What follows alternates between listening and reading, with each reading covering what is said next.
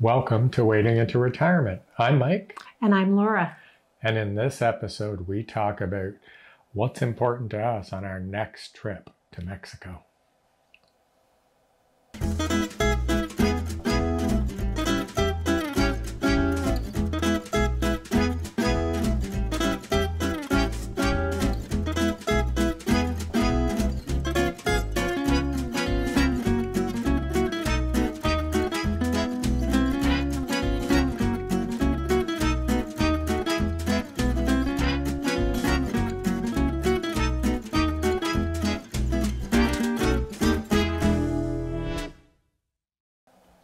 Hello and welcome back.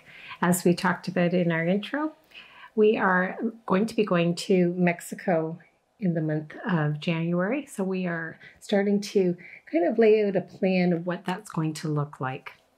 Yeah, there's a lot that we would like to get done, but I think realistically we need to set some priorities. So this is it's a business trip, not a pleasure trip per se. So yeah, I think the number one priority we have is to finish the residency process. So what do we need to do for that? Well, we have spoken to a lawyer who's going to be meeting us, and we booked a date to meet them to do the second half of the residency. So you will recall we did the first half. You would have seen that in one of our previous videos where we made the trip to the consulate in Ottawa, Ontario. And now we are completing the second half of that by going to San Miguel de Allende, is where we've decided to do the second half, and we have secured a lawyer to give us a hand with that. Yeah, technically they're called immigration facilitators there. I'm not sure if it's a lawyer the way we would call it being a lawyer, but same thing, we've got assistants, so we're paying someone to help us go through that. So they're going to help us at the INM office, and hopefully we go there one morning and leave with the final card the same morning. That's the goal. Well, and there was some question too on when they would be open, because we will be going after New Year's and after the Christmas holidays. And again, it's a different country. Their customs are a little bit different. And when we come back, we should talk about that. Yeah. But we weren't sure. As in Canada, things pretty well shut down until the 2nd, but depends on what day New Year's falls, and the same with Christmas. So again, trying to understand what is open and when, and that was a hurdle even for them to figure out what was going to be open so that we could kind of make our arrangements to meet with them prior to make sure that we have all the documentation, and we've already sent pictures of the residency and our passport. And what else do we have to provide? Some financial, no, that's not yet. No, just a bunch of pictures. Yeah. Our passport picture, our visa picture, that kind of thing. So I think hopefully that goes well. The other thing that I'm hoping to get out of this next trip is to venture a little bit outside of San Miguel de Allende. So we've been there a couple times. We know that city pretty well and what it has to offer, and we obviously are enjoying it, or we wouldn't be going back there. But we do want to branch out and look at some other parts of Mexico as well. So one of the trips, we've heard a lot of good things about San Luis Potosi. Yes. We've actually made some online friends, 2 travelers in Mexico. Shout out to Mark and Paulette. They've both been very, very helpful in helping us wade through our process as well. So we're going to spend a day with them in Potosi and take a look at how they have themselves set up and the pros and cons of that area of Mexico. So we're really excited about that. Well, and I think too, it'll keep our mind off of, because going back to the residency, we've been told a bit of there might be a wait, but there might not be. It might be a day, it might be up to 30. So I think, getting out, exploring the area, we know San Miguel, I think, pretty well. And having a look-see at another up-and-coming area. Yep. So those are the 2 biggies. But we do have... I think a couple other places, too, that are on the list. We would like to see Querétaro. Yeah. And because the airport is there, we actually fly into Querétaro. We haven't made that kind of a priority because it feels like we are there every time we go, even though we aren't really exploring the city. So we might take a day and go to Querétaro haven't quite figured that out yet. And also Atonoloco, which is where they have a very nice church. They call it kind of the Sistine Chapel of Mexico. So we were thinking of maybe taking a half-day trip to that area as well. So just going through some different ideas in our mind. We're not there that long, and we don't want to be running around the entire time that we're there. So again, I guess residency is the first thing. That's got to take some priority, but San Luis Potosi is our second priority. And then we'll see where else we kind of end up in terms of outside of the San Miguel Allende city limit.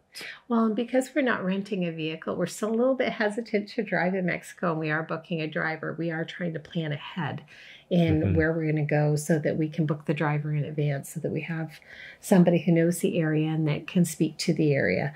So I think that that is a bonus. But the other big thing in my mind is to actually eat locally and buy locally. So we'll be buying, I think, more of our groceries and trying to actually cook and eat fresh. That kind of feeds into the lifestyle that we're trying to promote, but also to get a feel of what it would actually be like to live day to day in San Miguel. No, it's an excellent point. I mean, because we're both still working and each time we go, it's kind of a vacation trip. It's so easy just to, let's hit that restaurant today and let's try this one. And that's exciting, and that you want to do that because you want to try all the culinary stuff that's going on.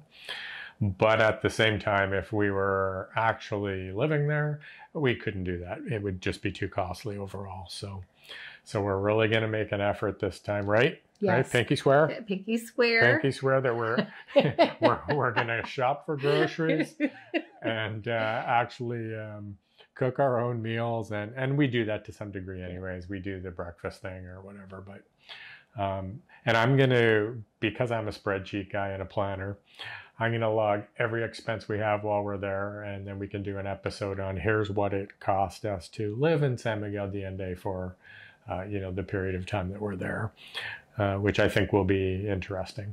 Well, I'm a bit of a foodie too, so I know my go-to meals here in Canada, depending on what's on sale, what I buy and then what I cook.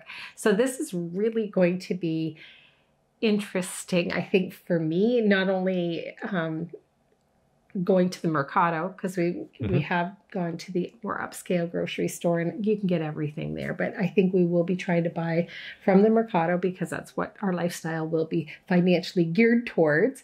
But I think there's also going to be a lot of a language barrier, though you, again, are doing a great job with learning Spanish. But I also think there's going to be a lot of fruits and vegetables and cuts of meat that we haven't maybe tried before. So you may see a couple of episodes on what is this and do we like it and what can we use it in.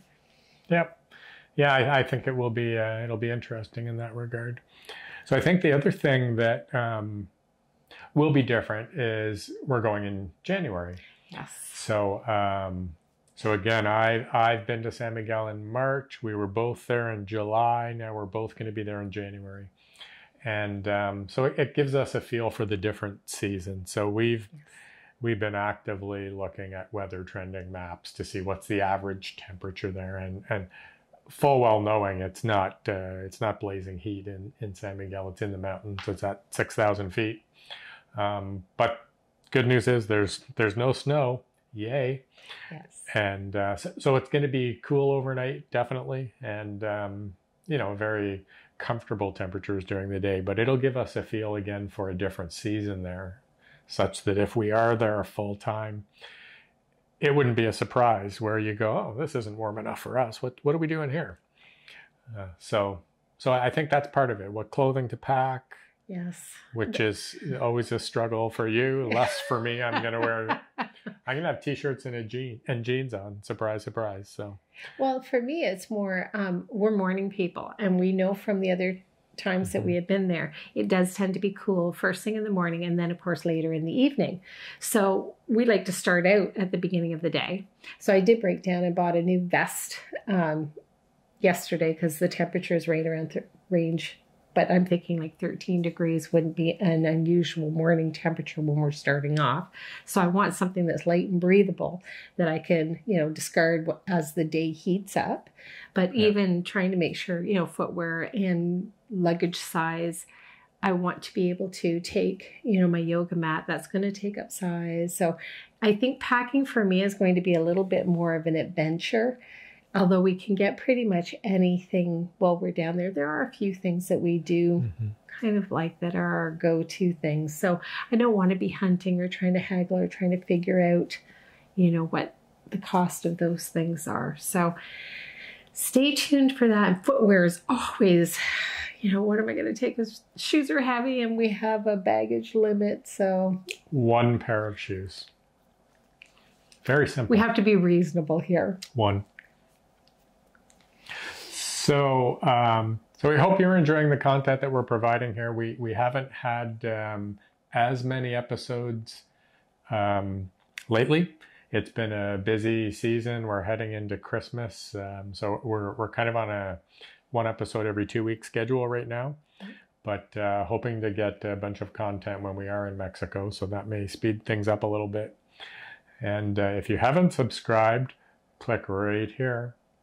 Right there, see, you can click there and subscribe to our channel. We'd really appreciate that. And if you'd like to buy us a coffee in Mexico, we could use the pesos. Yes, you can also click in the comment below to buy me a coffee. So we hooked up with buymeacoffee.com. So that is a way for you to donate to the show a couple dollars that could potentially buy us a coffee. It could. Yeah. So I think that's it for this week. If you have any comments or any particular content you'd like to see while we're in that region of Mexico, let us know and we can potentially make an effort to get there or do an episode on a specific topic that you maybe have searched for on YouTube and haven't found yet. We might be able to hunt that down for you. Well, especially around food, coffee, things like that too, because I really would like to embrace that. So if you have some thoughts on I wonder what would be this or what's the most common thing of this, and cost too, because that might also be of interest. But let us know what you're interested in and what might appeal to you, especially if you're thinking about taking this journey like we are. Yeah. So that's it. We will see you next episode. By the way, this is our 30th episode. Wow. Yeah. It's gone by fast. Yep. So we've got quite a bit of content out there. So happy 30th. Well, yeah, I know it's just a number. It feels like, we've made a lot of progress, though. We have. From the very start to where we are at now. I think we're steps closer to where we want to be as well. All right. So for the 4th time, that's it for this show. And we will talk to you later. Bye for now.